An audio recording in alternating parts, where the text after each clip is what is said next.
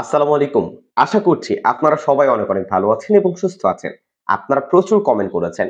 itel s23 এর সাথে যেন আমরা infinix Smart 8 এর একটি কম্পেয়ার ভিডিও নিয়ে আসি। সো ফাইনালি আজকে আমরা এই দুটি স্মার্টফোন নিয়ে কথা বলতে যাচ্ছি। প্রাইসের কথা বলতে গেলে itel s23 বেশ কিছু ভেরিয়েন্ট রয়েছে।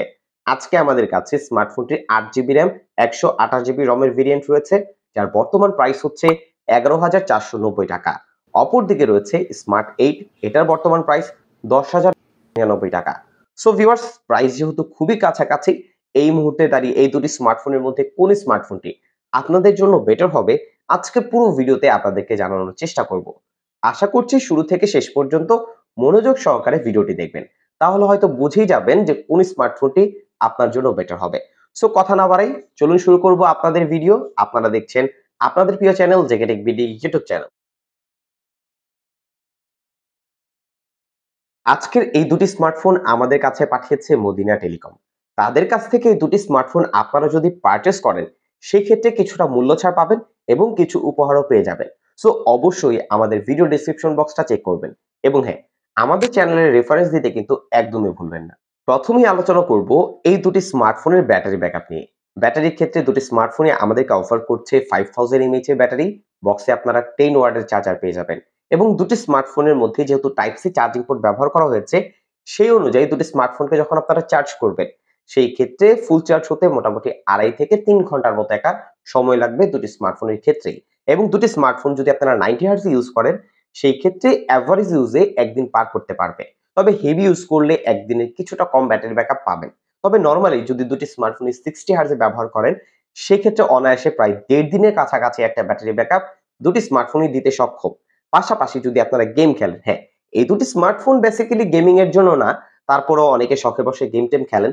সো তাদের ক্ষেত্রে আমরা পাবজি লাইট, ফ্রি ফায়ার খেলে টেস্ট করে দেখেছি। দুটি স্মার্টফোনের ক্ষেত্রে অলমোস্ট 4.5 থেকে 5 ঘন্টার মতো একটা স্ক্রিন অন টাইম আপনারা পেয়ে যাবেন। ডিজাইন বা বিল্ড কোয়ালিটি কথা বলতে গেলে এই দুটি স্মার্টফোনই প্লাস্টিক বিল্ড বা পলিকার্বনেট ফাইবারে তৈরি স্মার্টফোন। সো দুটি স্মার্টফোনের আউটলুকের দিকে তাকালে আমার কাছে দুটি স্মার্টফোনকেই বেশ ভালো লাগছে। দুটি স্মার্টফোনের ব্যাক প্যানেলে ম্যাট ডিজাইন দেখতে পাচ্ছি। সো নরমালি স্ক্র্যাচ না পড়লেও হেভি স্ক্র্যাচ পড়ার সম্ভাবনা রয়েছে। সো আপনারা যখন এই দুটি স্মার্টফোন ব্যবহার করবেন, চেষ্টা করবেন একটি ব্যাক কভার ব্যবহার করার। পাশাপাশি দুটি স্মার্টফোনে আমরা সাইড মাউন্টেন ফিঙ্গারপ্রিন্ট সেন্সর পাচ্ছি, যা দুটি স্মার্টফোনে মোটামুটি ফাস্ট এবং অ্যাকুরেটলি কাজ করছিল। এছাড়াও এই দুটি স্মার্টফোনে আমরা যে সিঙ্গেল বটম ফায়ারিং স্পিকারটি পাচ্ছি, তার সাউন্ড কোয়ালিটি দুটি স্মার্টফোনের ক্ষেত্রে অ্যাভারেজ লেগেছে। তবে সাউন্ডে কিছুটা ডিস্টরশন লক্ষ্য করেছি ইনফিনিক্স স্মার্ট 8 এর ক্ষেত্রে।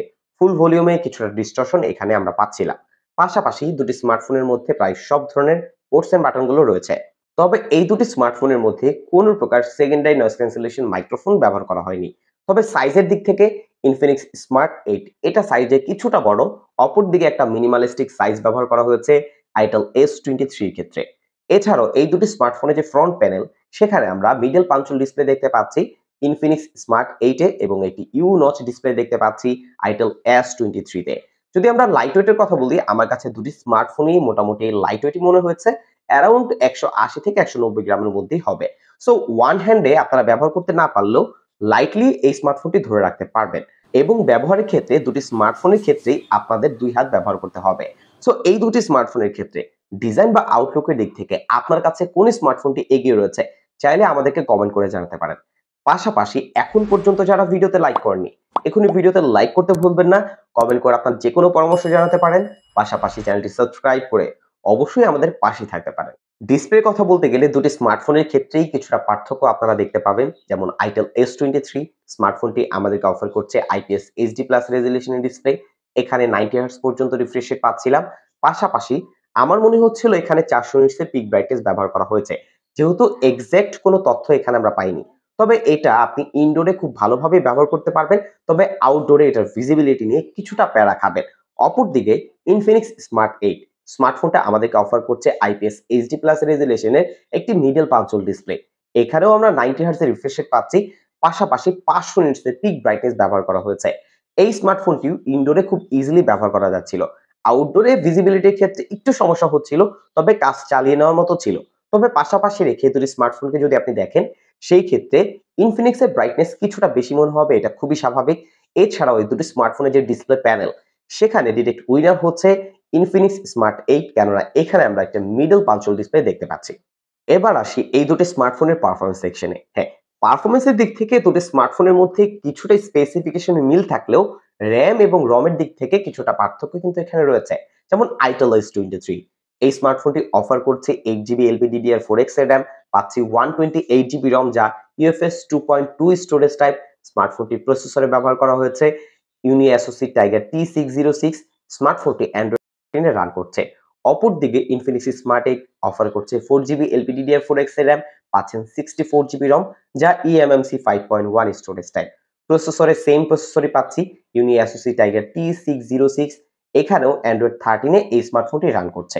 পারফরম্যান্সের ক্ষেত্রে কিছুটা পার্থক্য থাকবে, এটা খুবই স্বাভাবিক। যেমন itel s23 স্মার্টফোনটার মধ্যে 7 থেকে 8টি অ্যাপও ইজিলি সুইচ করে ব্যবহার করা যাচ্ছিল লাইট অ্যাপগুলো। যদি আপনারা একটু হেভি অ্যাপগুলো ব্যবহার করতে চান সেই ক্ষেত্রে চেষ্টা করবেন 4 থেকে 5টি অ্যাপের মধ্যে সীমাবদ্ধ রাখার এবং সেই ক্ষেত্রে একটা বেটার রেজাল্ট পাবেন। অপরদিকে যদি আমরা ইনফিনিক্স স্মার্ট 8 এর কথা বলি, স্মার্টফোনটার মধ্যে 4 থেকে 5টি অ্যাপ ইজিলি সুইচ করে ব্যবহার করা যাচ্ছিল লাইট অ্যাপগুলো। হেভি অ্যাপগুলো ব্যবহার করলে 3 থেকে 4টি অ্যাপের মধ্যেই সীমাবদ্ধ রাখার ট্রাই করবেন। এই দুটি স্মার্টফোনে যে প্রসেসর সেখানে যেহেতু কোনো পার্থক্য নেই, সো এখানে আপনারা gaming experience, overall using experience এ কোনো প্রকার পার্থক্য পাবেন না। এই দুটি স্মার্টফোনের মধ্যে আমরা গেম খেলে ট্রাই করে দেখেছি। হ্যাঁ, এই স্মার্টফোনগুলো এতটা হেভি গেমের জন্য না, বাট বেসিক লেভেলের যে গেমগুলো রয়েছে PUBG লাইট, ফ্রি ফায়ার এগুলো খেলা যাচ্ছিল। তবে লং টাইম যারা গেম খেলতে চান এই গেমগুলো, সেই ক্ষেত্রে এই দুটি স্মার্টফোন তাদের জন্য রিকমেন্ডেড নয়। কেননা দুটি স্মার্টফোনের মধ্যে এতটা বেটার গেমিং এক্সপেরিয়েন্স আপনারা কখনোই পাবেন না। সো আশা করছি বিষয়টা বুঝতে পেরেছেন।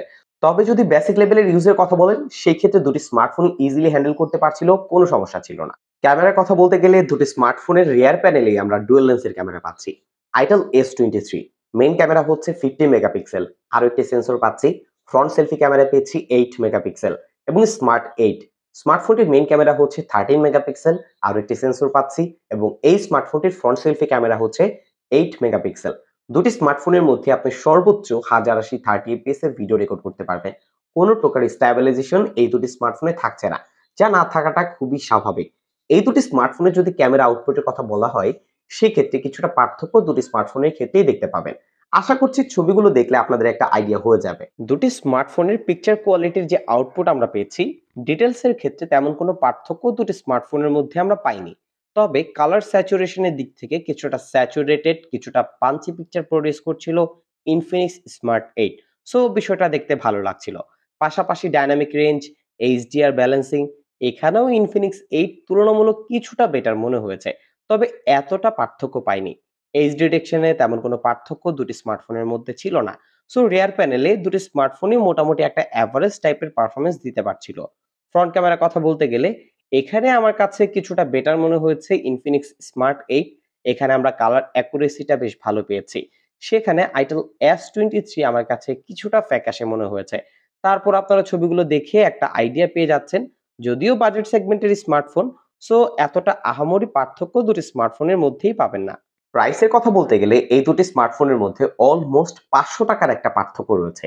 স্মার্ট 8 এই স্মার্টফোনটি র‍্যাম এবং রমের দিক থেকে এবং ক্যামেরার মেগাপিক্সেলের দিক থেকে কিছুটা পিছিয়ে রয়েছে। তবে এটার ক্যামেরা আউটপুট আমার কাছে itel s23 এর তুলনায় বেটার লেগেছে জাস্ট একটাই কারণ, সেটা হচ্ছে এটার কালার কোয়ালিটি। যারা একটু ন্যাচারাল পিকচারের তুলনায় একটু স্যাচুরেটেড পিকচার পছন্দ করেন বা সোশ্যাল মিডিয়া রেডি পিকচার পছন্দ করেন, তাদের কাছে বিষয়টা ভালো লাগবে।